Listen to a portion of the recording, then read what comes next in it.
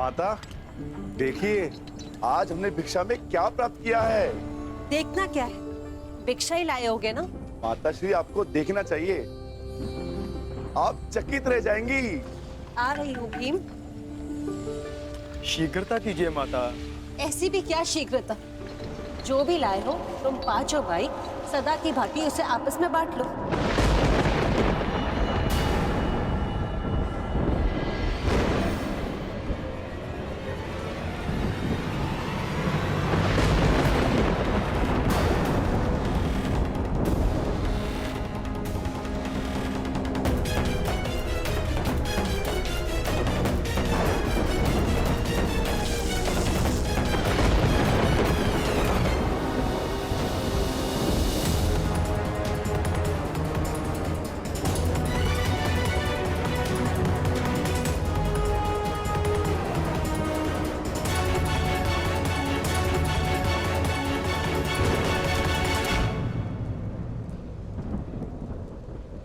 आपने क्या अनर्थ कर दिया माता श्री। पुत्र, मैंने जो कहा भूलवश कहा।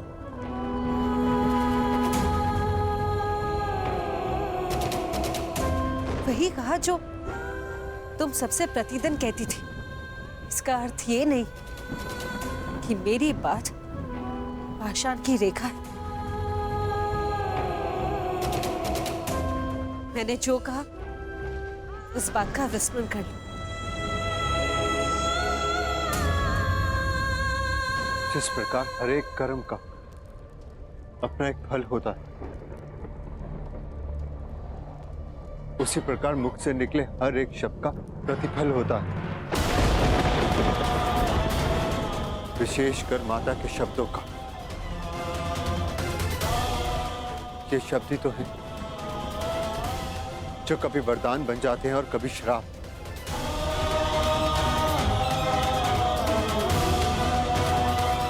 माता का वाग्दान माता की आज्ञा है, जो ना तो कभी भुलाया जा सकता है और ना लौटाया जा सकता है।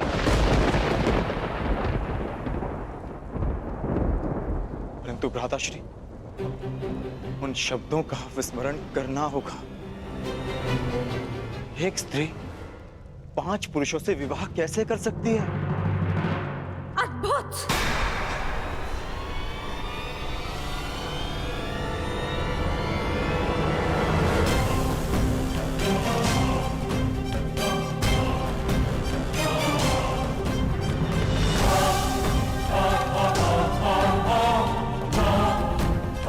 मुझे लगा था कि ये 5 वीर माता के वचनों को उपहास समझकर टाल देंगे, परंतु उस बात पर हंसना तो दूर, एक मुस्कान तक नहीं है किसी के मुख पर।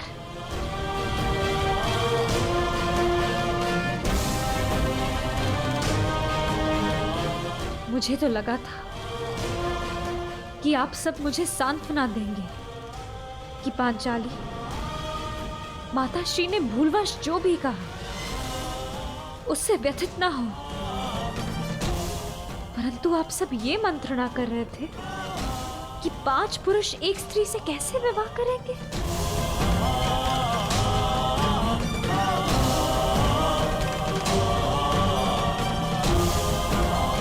जिस स्त्री की लाज, उसका जीवन इन शब्दों ने दांव पर लगा दिया, उसकी तनिक भी चिंता नहीं किसी को। स्त्री को भिक्षा की रोटी समझ लिया आप सबने।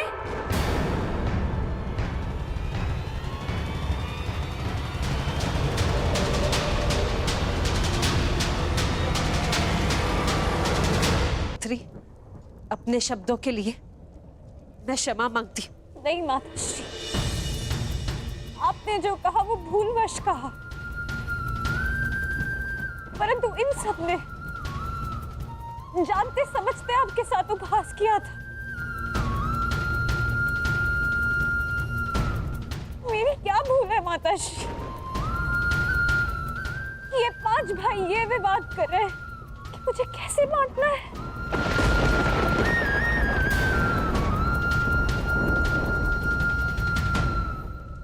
आपने मुझे स्वयंवर में वरा है आर्य अर्जुन।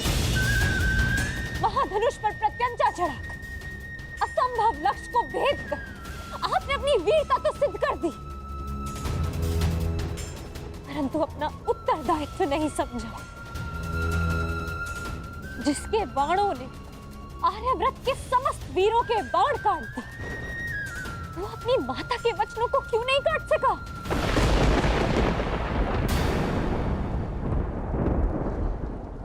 धर्मराज समझे जाने वाले प्रथम पांडवश्री माता के वचन झूठे सिद्ध।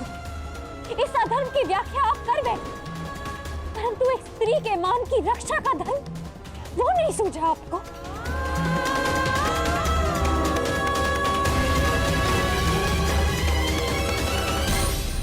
एक परिणीता विवाह के पश्चात जब अपने ससुराल आती है तो उसकी केवल एक ही इच्छा होती है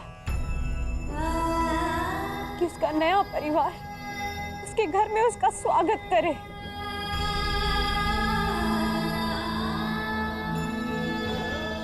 परंतु यहाँ मेरा बंटवारा करने पर विचार विमर्श कर रहे हैं आप सब, अपनी माता को चकित करने के प्रयास में।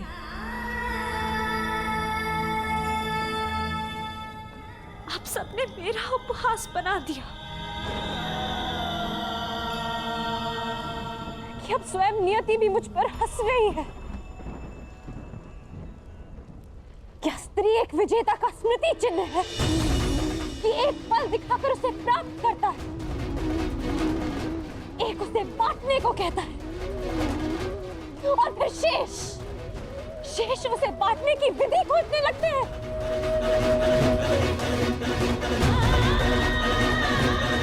महाबलशाली वृकोदर भीम, जिसने एक विशाल वृक्ष उठाकर मेरी रक्षा की चुनौती ली थी, पवन वेग से युद्ध किया, क्या वो उस पांचाली को उसका मान बनाए रखने का आश्वासन नहीं देगा? जो पांचाली नियति की आंधियों में उड़ी जा रही है, क्या यही इस पांचाली का प्रारब्ध है आर्या?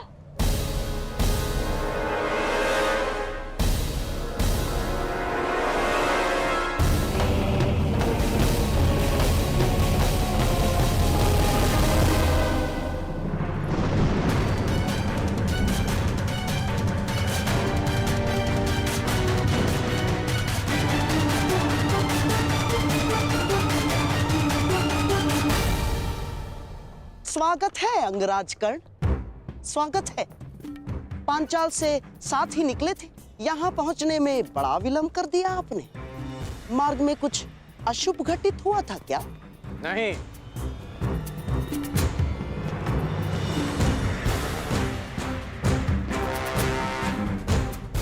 परंतु आपके इस भांति मार्ग में आने का अर्थ है कि यहाँ अवश्य कुछ अशुभ घटित होने वाला है। तुम्हारी विलक्षण बुद्धि को देखकर कभी कभी मुझे आश्चर्य होता है कि क्या तुम सचमुच सूत पुत्र ही हो?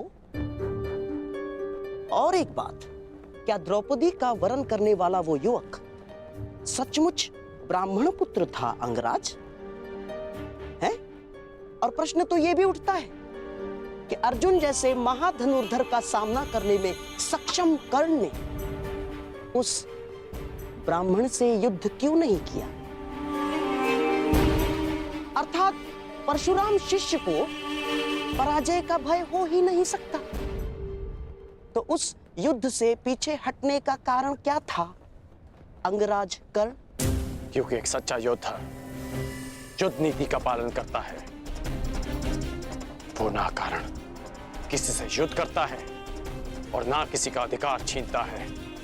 उस युवक ने अपने बल और कौशल से वो स्वयंवर जीता है। परंतु ये बात आप कैसे समझ सकते हैं? क्योंकि हाथों में बांसें रखकर षड्यंत्र रचने वाला एक सच्चे योद्धा का मन नहीं समझ सकता।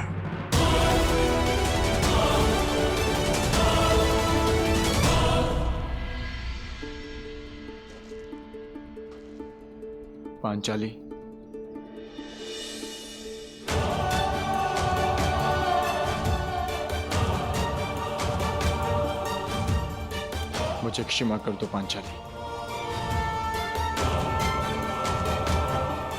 किसी का मंतव्य तुम्हें ठेस पहुंचाना नहीं था।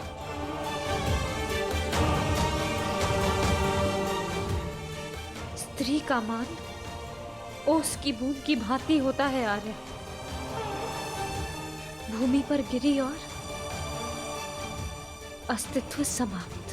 तुम्हारे अस्तित्व की रक्षा होगी पांचाली। हाँ देवी अग्निसेन, ये सत्य है कि माता के वचन झूठे नहीं हो सकते, परंतु ये भी सत्य है कि नियति को तुम्हारा उपहास नहीं करने दिया जाएगा।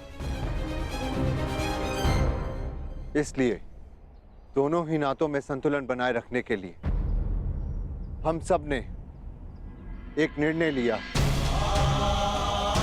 तुम्हारा विवाह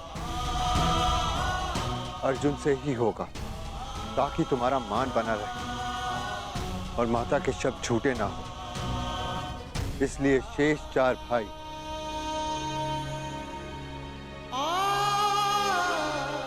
संन्यास लेंगे, संन्यास लेंगे, संन्यास लेंगे।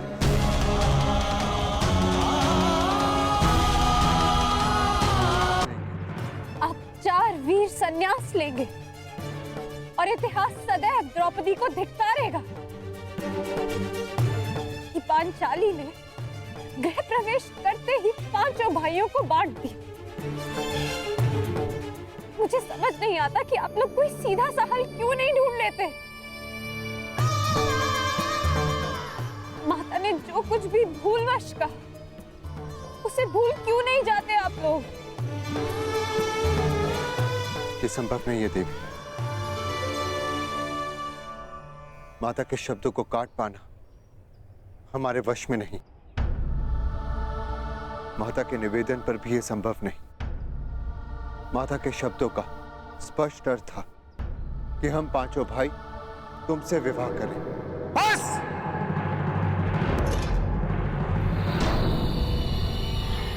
अब एक भी शब्द और मत कहना दुस्साहसी ब्राह्मण।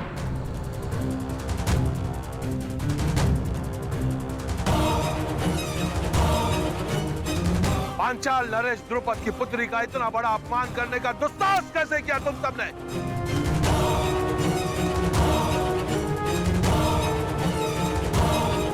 ये तो ईश्वर की कृपा है कि मैं यहां अपनी पुत्री का कुशल क्षेम पूछने आ गया,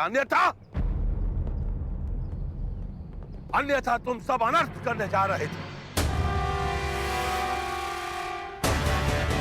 पुत्री, तुम इसी क्षण पांचाल की ओर प्रस्थान कर रही हो और मैं युद्ध में इन सब का वध करूंगा।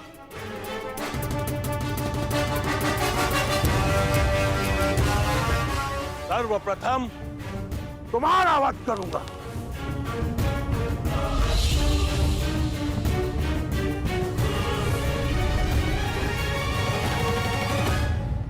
ठहरिए पांचाल नरेश।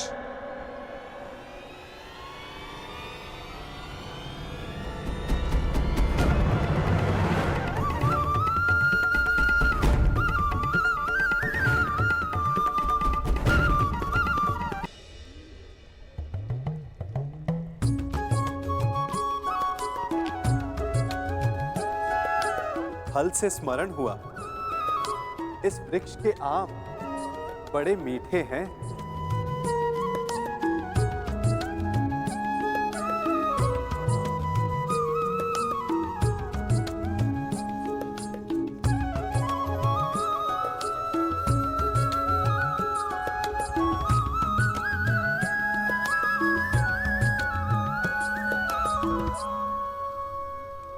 इस वृक्ष को बोने वाले ने कदाचित इसके फल खाने की इच्छा नहीं की होगी। यदि की हो भी तो आवश्यक नहीं कि उसने इसके फल खाए हों, परंतु मैं खा रहा हूं। वर्षों पहले किसी ने यहां आम बोए। यदि वो कांटे बोता तो कदाचित वो पांव में चुभते। कभी कभी हमारी पिछली पीढ़ी के कर्मों का फल हम खाते हैं और हमारे कर्मों का फल हमारी संतति भुगतती है। कर्म करते समय फल की चिंता करना ना करना ये प्रत्येक व्यक्ति विशेष का अधिकार है, परंतु वो फल बो रहा है या काटे, उस पे विचार कर लेना उसका कर्तव्य है। क्योंकि मीठा फल मिलेगा या कांटों का दंश सहना पड़ेगा, ये तो आज आपके बोए पर निर्भर करता है। नियति केवल ये निर्धारण करती है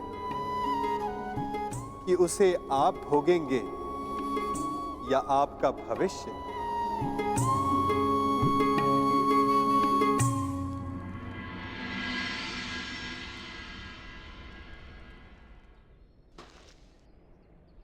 विवेक और धैर्य से काम लीजिए पांचाल नरेश। जिसकी पुत्री का मान और सम्मान दांव पर लगा हो, वो पिता धैर्य और विवेक से कैसे काम ले सकता है वसुदेव? आज आप बीच में नहीं आएंगे वसुदेव। आज पांचाल नरेश द्रुपद पर एक नहीं अपितु 5 ब्रह्म हत्याओं का पाप लगना निश्चित है।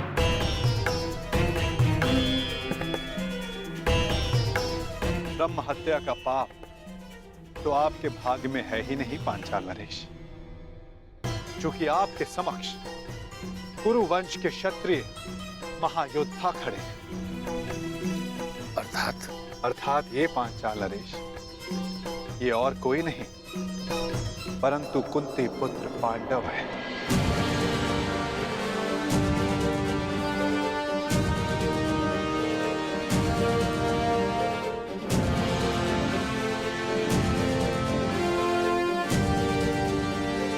जो सबसे आगे खड़े हैं वो धर्मराज युधिष्ठिर है, और जिसने खेल खेल में वृक्ष उठाकर स्वयंवर में विघ्न डालने वालों का संहार किया वो महाबली भीम है। और उनके 2 सहायक नकुल और सहदेव।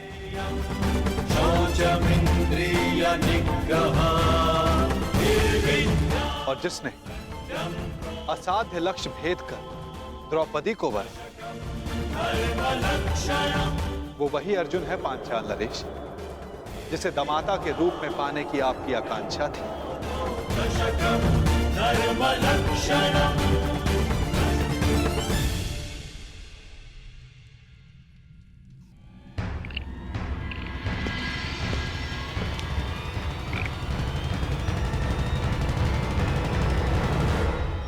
पधारिए अंगराज कर्ण।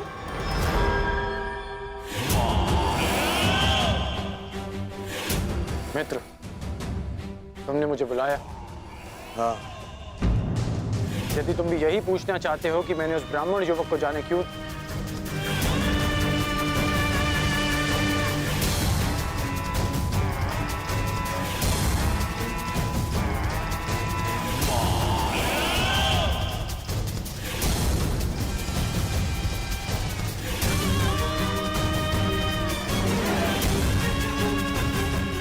उस ब्राह्मण को छोड़ो मित्र, छोड़ो उस ब्राह्मण को। ऐसा शुभ होने वाला है कि पांचाली स्वयंवर की त्रासदी भूल ही गया हूं मैं आज बहुत प्रसन्न हूं मित्र।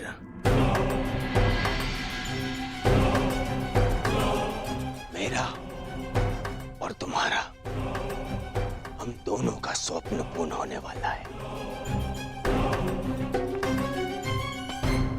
मामाश्री ने ऐसा मार्ग खोजा है जो मुझे, दुर्योधन को, तुरंत ही हस्तिनापुर का राजा बना देगा। मेरा राज अभिषेक होगा, राज अभिषेक। उसके पश्चात तुम्हारा परिवर्तन का स्वप्न भी पूर्ण हो जाएगा मित्र। मित्र।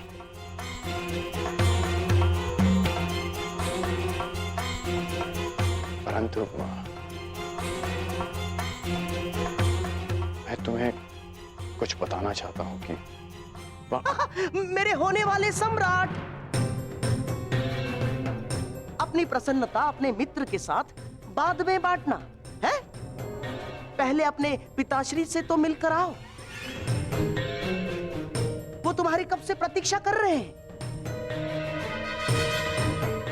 मित्र, मैं अभी आता हूं।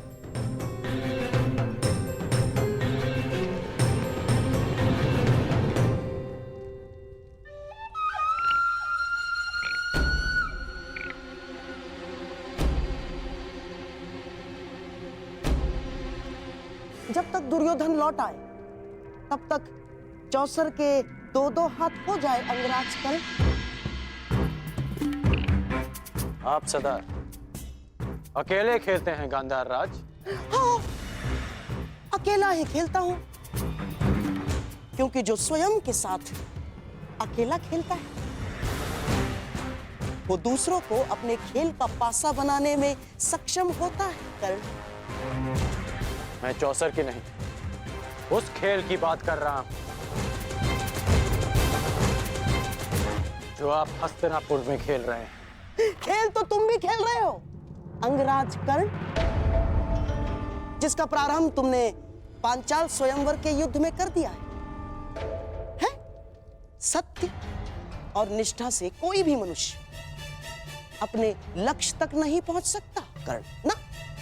और तुम ये मत भूलना कि तुम दुर्योधन की किसी भी परिस्थिति में साथ देने की प्रतिज्ञा से बंधे हुए हो कर्ण। क्या कहना चाहते हैं आप? यही